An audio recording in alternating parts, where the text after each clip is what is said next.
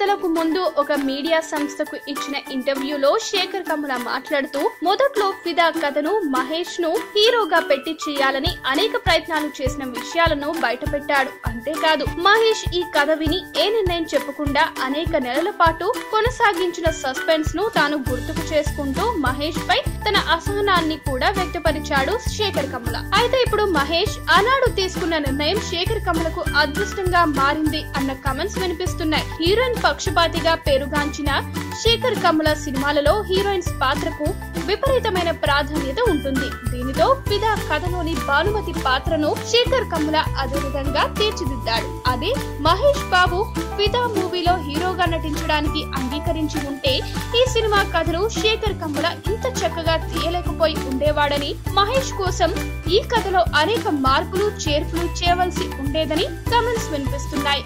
అదే జరిగితే ఒక ఫీల్ గుడ్ మూవీగా రూపొందిన ఫిదా తన ప్రాధాన్యతను అంతా కోల్పోయి అటు కమర్షియల్ గాను కాకుండా ఇటు ఒక మంచి సినిమా గాను కాకుండా తయారై శేఖర్ కమ్ములకు మరొక ఘోర పరాజయాన్ని ఇచ్చి ఉండేదని కొందరు విశ్లేషకులు కామెంట్ చేస్తున్నారు. గతంలో కూడా దర్శకుడు గౌతమ్ మీనన్ ఏం మాయ చేసావే కథను మొదట్లో మహేష్ కు వినిపించినప్పుడు తాను ఆ కథకు సరిపోను అని నాగ చైతన్యను హీరోగా పెట్టుకోమని సలహా ఇచ్చిన విషయం తెలిసిందే. ఒక విధంగా ఆలోచిస్తే ఇలాంటి ప్రేమ కథల విషయంలో మహేష్ తీసుకుంటున్న నిర్ణయాలు ఒక విధంగా సరైనవే అని అనిపిస్తుంది.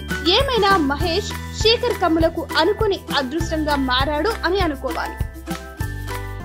ఈ వీడియో గనుక మీకు నచ్చినట్టయితే లైక్ చేయండి, షేర్ చేయండి, సబ్స్క్రైబ్ చేసుకోండి.